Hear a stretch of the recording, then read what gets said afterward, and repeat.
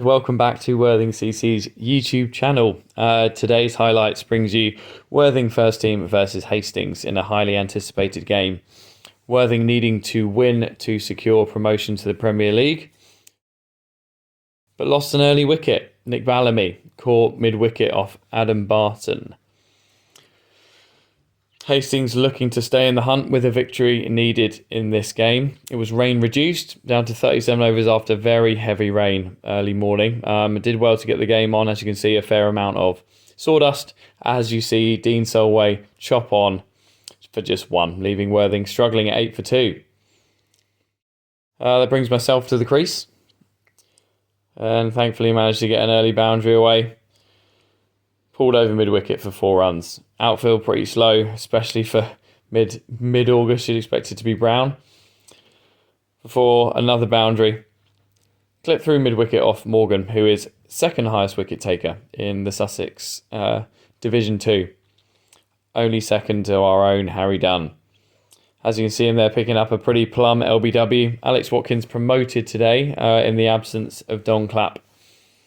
Worthing ticked up to 50 though, as they look to get post a decent score on the board.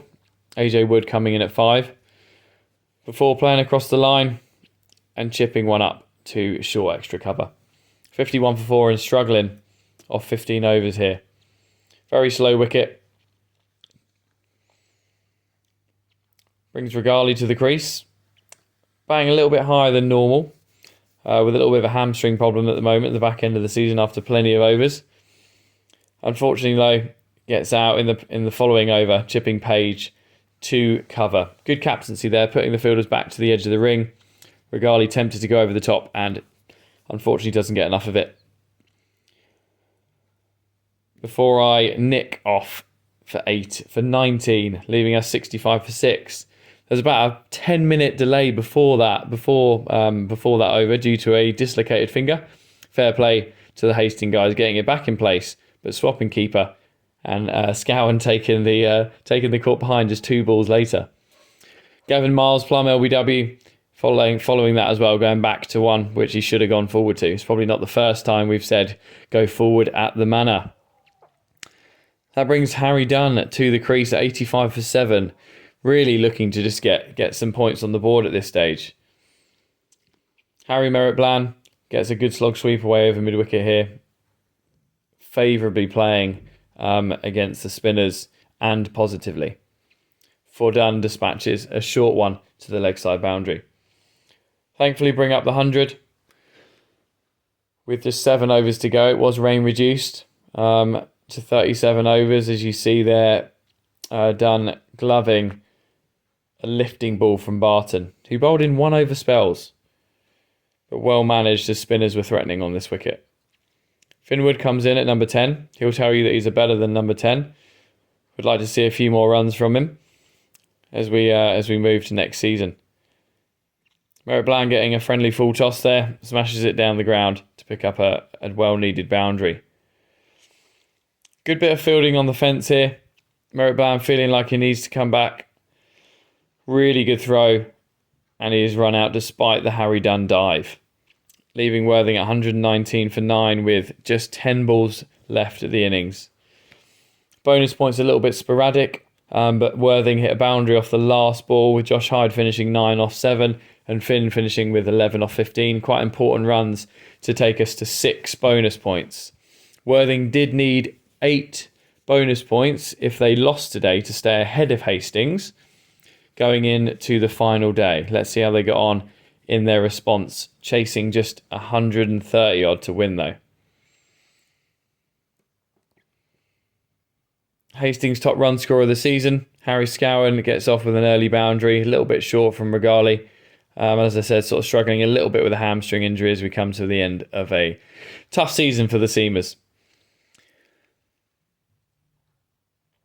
27 for none. They're looking pretty healthy at the moment, before Finwood picks up an important wicket, nipping one back and bowling Scowen through the gate.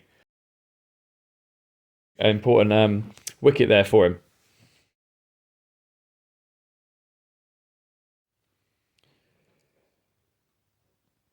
Speaking of friendly full tosses, I run in and bowl a very nice one to Woolley. Final ball of the over gets dispatched to extra cover for 4.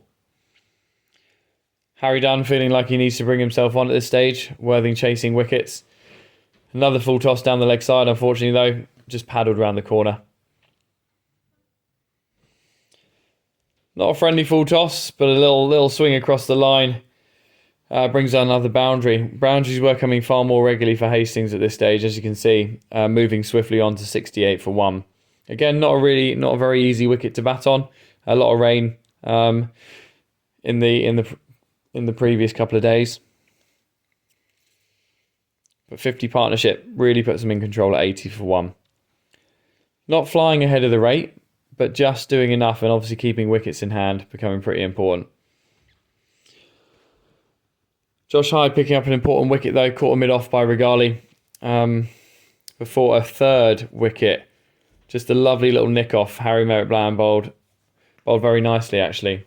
So at this stage, Worthing had got 7 bonus points, needing 1 more wicket to I guess, stay ahead of Hastings even if they did lose the game. However, Woolley and Greg Devlin batted very well after that. You won't see a couple of drop chances at mid-off. That's something we're looking to make sure you see more of next year. Is a few more of those highlights that show a little bit more of the aspects of the game. But please make sure you're liking and subscribing to our sort of final first team video this season.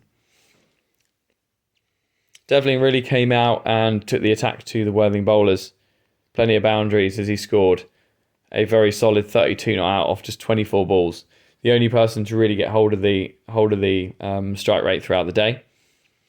And ended with a huge 6 over mid-wicket to seal the 30 points for Hastings, and more importantly, restrict Worthing to only 7 points, which puts them level on points with Hastings. But due to Hastings earning more points against Worthing in their 2 reciprocal matches, Hastings stay ahead going into the final game of the season. Thanks again for watching. Pick of the bowlers for Worthing was definitely Harry Merritt-Bland, who's had a really good end to the season with 5 overs, 1 for 13. Thanks again for watching. We look forward to seeing you and welcome you back to the channel soon.